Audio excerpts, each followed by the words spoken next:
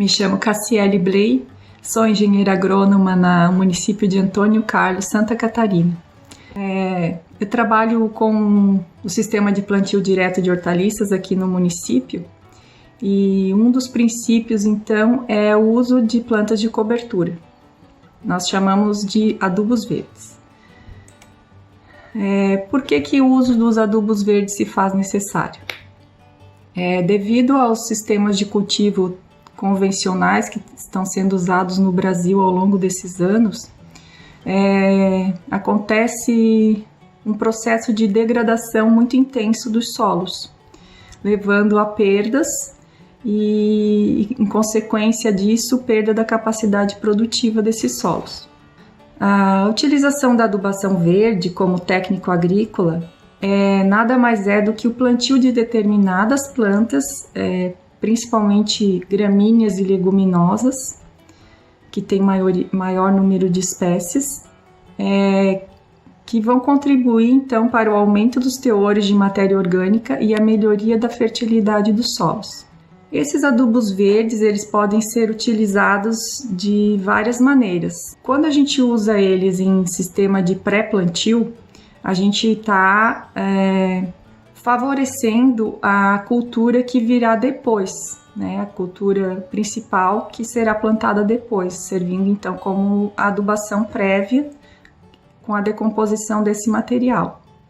Ele pode ser usado também em consórcio, que pode ocorrer então o plantio juntamente com a cultura principal, né, ao mesmo tempo, fazendo então a adubação pela deposição desse material através das roçadas e que vai favorecer então a absorção de nutrientes ao longo do ciclo dessa cultura. Mas também pode ser feita consorciado no final do ciclo das culturas. Um exemplo muito utilizado é o milho e a mucuna. É feito o plantio do milho e a partir do momento que ele já está formando a espiga, é colocado a mucuna, que vai usar então o milho como um suporte, né, para o seu desenvolvimento. Então nesse caso, a cultura do consórcio do milho e a mucuna vão ser usadas então para o próximo cultivo que virá posteriormente. E na fruticultura tem se utilizado muito o cultivo em faixas. São feitos então os cultivos nesses talhões, né? Geralmente são utilizadas leguminosas perenes ou semi-perenes. E quando essas leguminosas são podadas, esse adubo então é depositado no solo, produzindo então os nutrientes necessários para a cultura naquele momento, naquele período. Então, como eu falei, na fruticultura é uma excelente prática, né? O uso de adubações em faixas. Vamos falar então um pouco dos benefícios, né, da adubação verde, que são inúmeros, né? Nós podemos ver nesse quadro que temos muitas possibilidades de melhorias quando fazemos uso da adubação verde. Começamos então pelo aumento dos teores de matéria orgânica. Esses materiais consorciados, nativos ou implantados, então eles vão fazer um processo de decomposição e a decomposição desse material vai produzir matéria orgânica, agregando esse material ao nosso solo, né? Com isso, a gente vai ter um aumento da capacidade de retenção de umidade, aumento da porosidade, aumento da aeração nesse solo. Com isso, teremos a disponibilidade dos adubos principais, que a cultura exige em maior quantidade, né? Nitrogênio, fósforo e potássio. E os micronutrientes também ficam disponíveis para a planta, né? Com a decomposição desses resíduos. Teremos também uma melhoria no sistema como um todo, aumentando a vida e a biodiversidade nesse ambiente, promovendo então a redução do aparecimento de pragas e doenças. Como teremos uma camada bastante espessa de material sobre o solo, nós evitamos a compactação, que é um dos principais fatores das perdas de capacidade produtiva dos solos. No Brasil, temos estudos que relatam que uma média de 10 toneladas por hectare ano é perdido de solo agricultável, né, pela erosão. Em áreas de declividade, essa erosão é muito mais acentuada. Então, quanto mais cobertura desse solo, mais protegido ele estará. Como os sistemas radiculares dessas plantas são bastante incrementados, acontece também a descompactação desses solos, né? Por esses diferentes gradientes de raízes que se desenvolvem ao longo do perfil, né? Melhorando a estruturação do solo e a capacidade de retenção de umidade e aumento da matéria orgânica, né? Aumenta também a atividade biológica e melhora a questão do sequestro de carbono, né? Porque as plantas, elas são excelentes fixadoras de carbono no ambiente, né? E em ambientes onde existe muita decomposição do carbono, acontece o aquecimento dessa superfície e em detrimento daquelas áreas onde existe maior deposição de carbono, né, com o uso dos adubos verdes, a temperatura e a umidade ou microclima nesse ambiente vai ficar mais estável, né, promovendo então saúde e qualidade para essas plantas.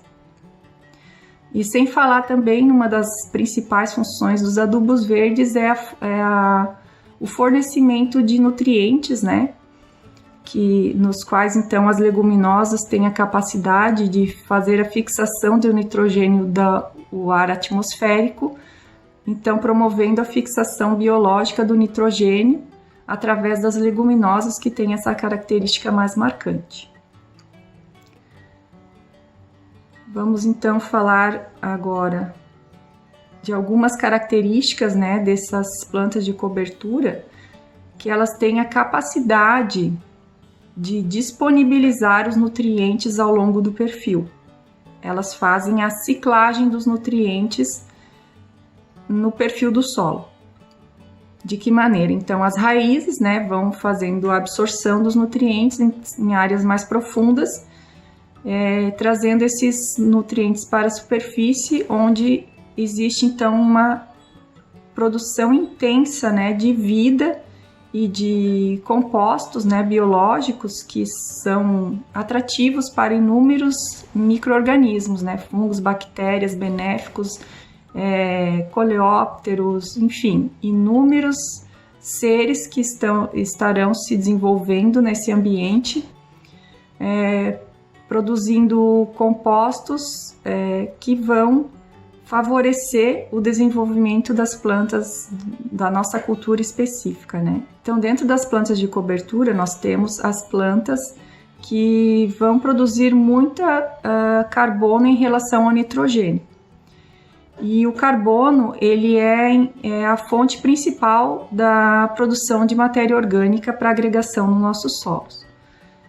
As plantas que têm alta relação carbono-nitrogênio, elas têm uma decomposição mais lenta, devido à produção de fibras, então, né, que se apresenta nessas plantas com uma maior relação de carbono ao nitrogênio. Já as plantas que apresentam uma menor relação carbono-nitrogênio, ou seja, ou o carbono é igual ao nitrogênio ou o nitrogênio um pouco mais elevado do que o carbono, elas apresentam uma alta velocidade de decomposição nos solos. Isso, de um ponto de vista, ela é benéfica, porque ela vai promover então a liberação desses nutrientes, né, prontamente para as plantas, ficando disponível ali para a planta estar utilizando. Mas, no entanto, como cobertura de solo, ela não é tão eficiente, né? Então, dentro dessas plantas que apresentam uma característica que tem baixa relação de carbono e nitrogênio, estão as leguminosas. E as plantas que apresentam uma alta relação de carbono e nitrogênio são as gramíneas, que então vão promover essa qualidade ali na proteção do solo. Nesse quadro aqui a gente pode ver então, né? Aqui as gramíneas, né?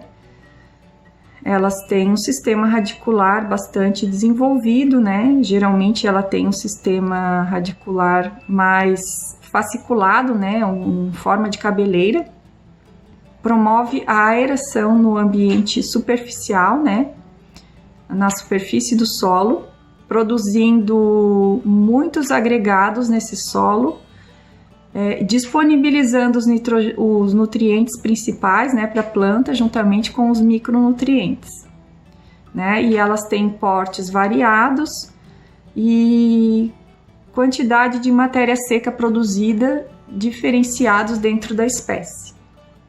Já as leguminosas, por apresentarem a fixação biológica de nitrogênio através das bactérias no seu sistema radicular, elas conseguem absorver o nitrogênio atmosférico, transformando em formas solúveis, né, que a planta consegue absorver, tornando então disponível esse elemento que é muito pobre, né, nos solos, tornando ele prontamente disponível para as plantas que venham junto com as plantas de cobertura ou posteriormente dando esse resíduo, né, essa riqueza de material para a agregação ao solo. Né? Elas têm sistemas radiculares bastante intensos também, bastante desenvolvidos, que fazem então a promoção, né, de incrementos ao longo do perfil do solo. Quanto mais profundo o sistema radicular, mais desenvolvido vai ser o sistema aéreo, né? A gente pode perceber, né, que as plantas, quando tem um sistema pivotante de profundidade, elas conseguem utilizar melhor a água dos reservatórios, né, do solo, trazendo então uma melhoria no microclima desse ambiente onde estão as nossas plantas de cobertura, promovendo então dessa maneira um conforto térmico, né? E também na questão de luminosidade para essas plantas que são a nossa atividade principal. Quando a gente associa então uma planta que tem alta relação CN com uma planta que tem uma baixa relação CN, nós criamos um incremento muito melhor para o nosso solo, porque nós juntamos a característica das gramíneas, que tem alta relação CN, com uma boa cobertura de solo por um longo período, por essa questão de produzir mais fibras no corpo das suas plantas. Associado às leguminosas, então, temos o fornecimento do nitrogênio, que é um elemento muito escasso, né, nos nossos solos, devido à pouca presença de matéria orgânica. Então, a fonte principal, né, de matéria orgânica e fixação do carbono no nosso solo é através da decomposição dessas plantas. Podem ser plantas espontâneas ou podem ser plantas inseridas no sistema em forma de adubos. Lembramos então que todos os nutrientes, quando são absorvidos pelas plantas, eles não são feitos na forma orgânica. Esse material orgânico ele deve passar por um processo de mineralização, ou seja, decomposição, para ficar disponível então para as nossas plantas, atividades principal da nossa cultura. Acontece então o processo de mineralização no solo, favorecendo a disponibilidade dos nutrientes para as plantas. Então vamos entrar aqui agora nas plantas de cobertura em si. Especificamente, né, vou falar das plantas de cobertura de inverno e de verão. Dentro dessas espécies, né, de adubos verdes e plantas de cobertura, as que mais são utilizadas, então, né, são as leguminosas. Temos exemplo o feijão caupi, as crotalárias, mucunas, o feijão de porco, o feijão guandu, labilábios, trevos, e são inúmeras leguminosas, né, o tremoço, que a gente pode estar consorciando então com as nossas gramíneas. Das gramíneas, as que mais utilizamos são o milho, o centeio, a aveia, o azevém, o milheto, o sorgo, o capim-sudão, o tifton. Várias gramíneas podem ser utilizadas, né? Das asteráceas nós usamos o girassol e nas brássicas usamos o nabo forrageiro. Temos uma tabela aqui, né, com as espécies, né, mais utilizadas para melhorias de qualidade de solo e também usadas para pastagem, né? Pode ser também, né, consorciado com o uso dos adubos verdes com pastagem, né, no sistema silvopastoril, favorecendo ainda mais, então, a dinâmica desse ambiente. Então, nas gramíneas de verão, né, nós temos o que é mais utilizado aqui na nossa região, o milheto, as braquiárias e o tifton, né? Isso no verão. No inverno, nós temos a aveia preta, o azevém e o centeio, que são bastante utilizados. Podem ser usados solteiros ou em consórcio. Já com as leguminosas, nós temos no verão as mucunas, a crotalária e o feijão de porco, que são utilizados em maior quantidade aqui na região. No inverno, temos a ervilhaca, o xíxaro e o tremoço.